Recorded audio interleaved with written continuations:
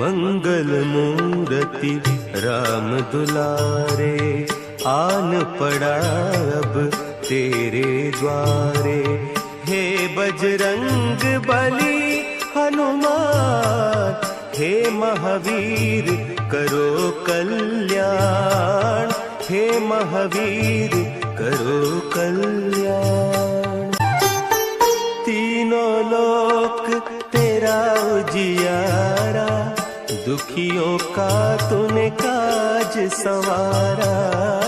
तीनों लोक तेरा उजियारा, दुखियों का तूने काज संवारा।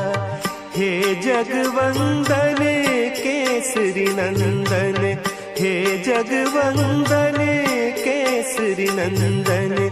कष्ट हरो हे कृपा निधान, कष्ट हरो हे कृपा निधान। मंगल मूर्ति राम दुलारे, आन पड़ा अब तेरे द्वारे। हे बजरंग बली हनुमान, हे महावीर करो कल्याण, हे महावीर करो कल्याण।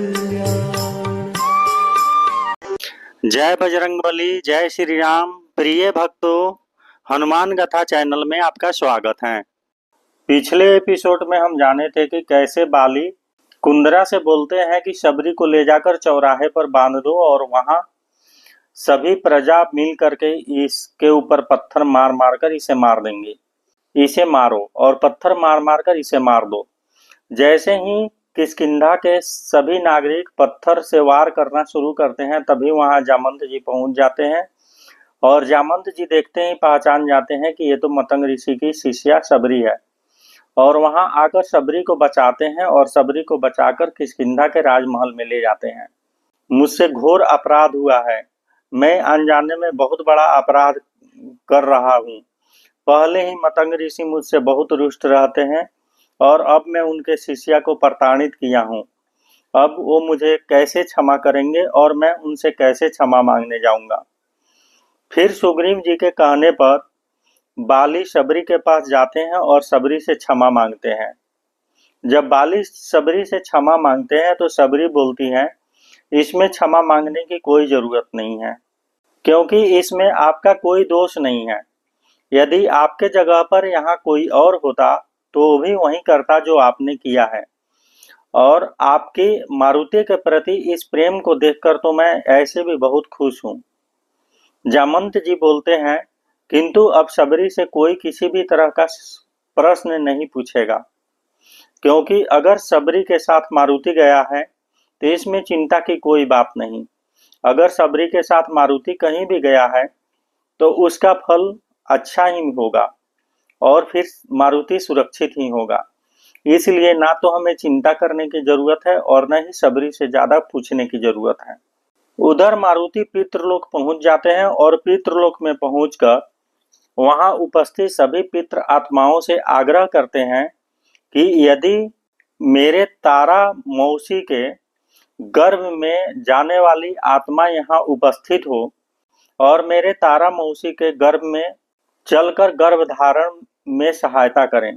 किंतु बार बार मारुति के आवाहन पर और बार बार मारुति के कहने पर भी कोई आत्मा उनके सामने नहीं आती और मारुति को नहीं पता चलता कि पितृलोक में कौन सी आत्मा है जो उनकी मौसी तारा के गर्भ में जाने वाली थी, जो श्राप के कारण नहीं जा पा रही है।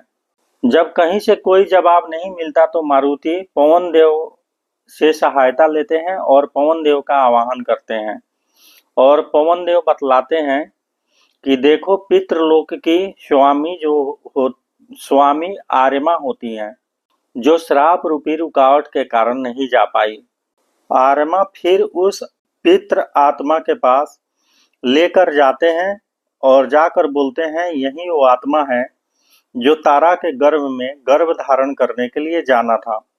आप इस आत्मा से प्रार्थना करें, वो आपके प्रार्थना को अवश्य सुनेगा और आपके मौसी तारा के गर्भ में भी प्रवेश करेगा।